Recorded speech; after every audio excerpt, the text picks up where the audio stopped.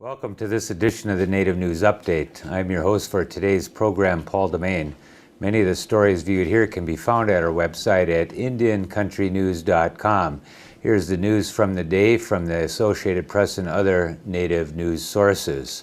4 men accused of killing and selling bald and golden eagles and other protected birds were arrested during March by federal agents in the state of Washington. The arrests were made by the U.S. Fish and Wildlife Service and Justice Department after an undercover investigation into the trade of eagle parts and feathers. Arrested were Ricky Sam Washaamwa, Alfred L. Hawk Jr., William Wasis, and Reginald Dale Akeen, also known as J.J. Lone Lodge of Anadarko, Oklahoma. All were arrested for investigation of violating the Bald and Golden Eagle Protection Act, the Migratory Bird Treaty Act, and the Lacey Act.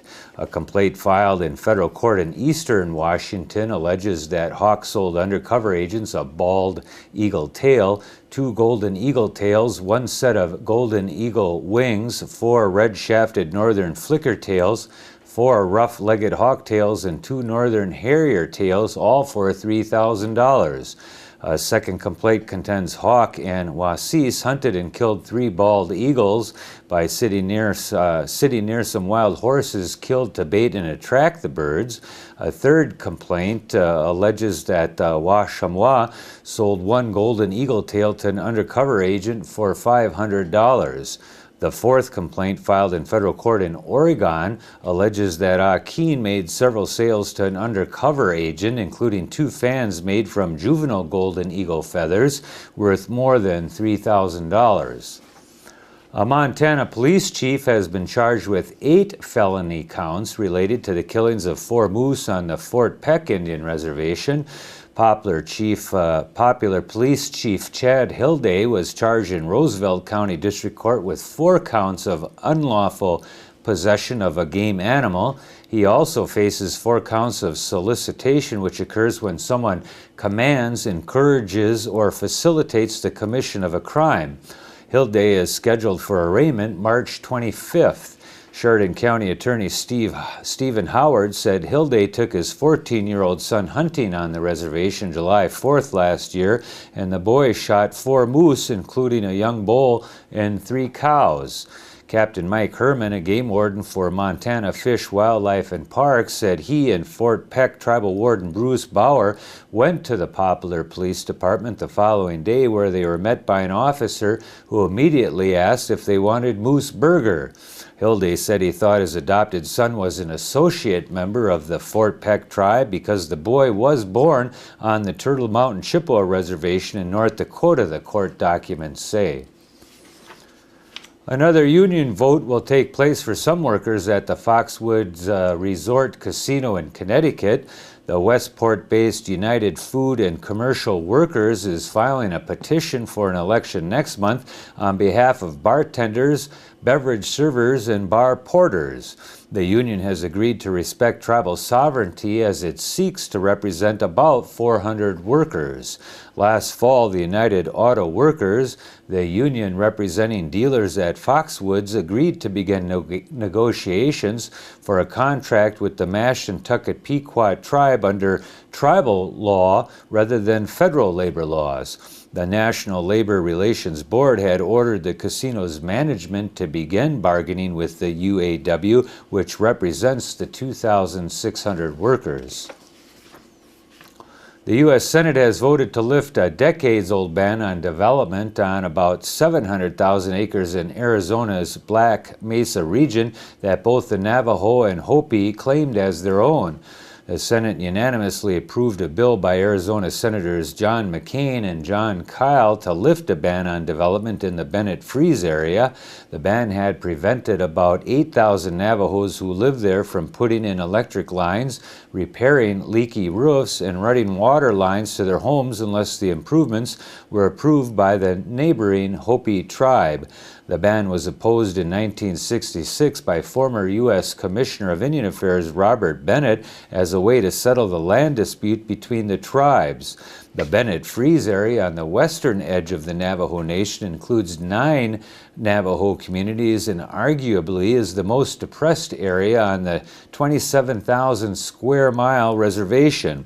A recent study commissioned by the U.S. Bureau of Indian Affairs found that 77% of the homes in the area aren't suitable to live in. More than 40% of the homes don't have electricity, and 10% of residents make almost daily trips to haul water. The state and Confederated Salish and Kootenai tribes have agreed to continue negotiating a water rights agreement for the Flathead Reservation in Montana. The state and tribe have extended negotiations for another 4 years. Montana and CSKT, stands for the Confederate Salish and Kootenai Tribes, have been working on details of a water rights compact for the past 8 years, trying to figure out how to allocate water on the reservation for both tribal members and their neighboring communities. A July 1st deadline had been set to reach an agreement, but Governor Brian Schweitzer, Tribal Chairman James Steele, and other tribal leaders signed an agreement to extend the negotiations. Tribal spokesman Rob McDonald says the agreement will give the state and tribe more time to negotiate water management on the reservation. He says the Confederated Salish and Kootenai tribes are the last in the state to be without a water rights agreement. Burton Pretty on Top and Leroy Not Afraid have added their names to a growing list of people seeking the chairmanship of the Crow tribe in Montana. Pretty on Top says he wants members of the tribe to be involved in major decisions, saying the tribe's 2001 constitution took that away when it eliminated quarterly council meetings. He says he would like also to improve tribal health care and schools and boost teacher salaries. Not Afraid, the Justice of the Peace for Bighorn County, says he would ask the Crow Nation legislature to separate tribal hiring from tribal politics so that Crow people can vote their conscience and not their paycheck. Pretty on Top and Not Afraid are seeking the chairmanship after former chairman Carl Venn passed away on February 15th. The primary election will be held March 28th in Crow Agency, and the top 2 vote-getters there will move on in advance to the April 18th general election. The sound of mosquitoes filled the air in Indianapolis not too long ago when Charlotte Kwamanik and Kendra Taguna, both Inuit, visited the Edelgeorge Museum and demonstrated the traditional art of throat singing. Also known as katajak, throat singing is a musical performance found only among the Inuit, though similar overtone singing can be found in Tibet, Mongolia, and other places. Performers are generally women who sing duets as they stand facing each other. One singer develops a short rhythmic pattern with brief intervals, and the other fills the silence with another rhythmic pattern. The sounds produced by singers can actually be words or merely syllables creating during exhalation. When done years ago, the lips of the 2 singers almost touched, allowing each singer to use the other's mouth's cavity as a sound resonator. Inuit throat singing is sometimes accompanied by rhythmic shuffling of the feet. Historically, throat singing was done by women while the men were gone hunting for periods of time, and each song has a story behind it and may include sounds that imitate wildlife or other aspects of nature, such as the wind.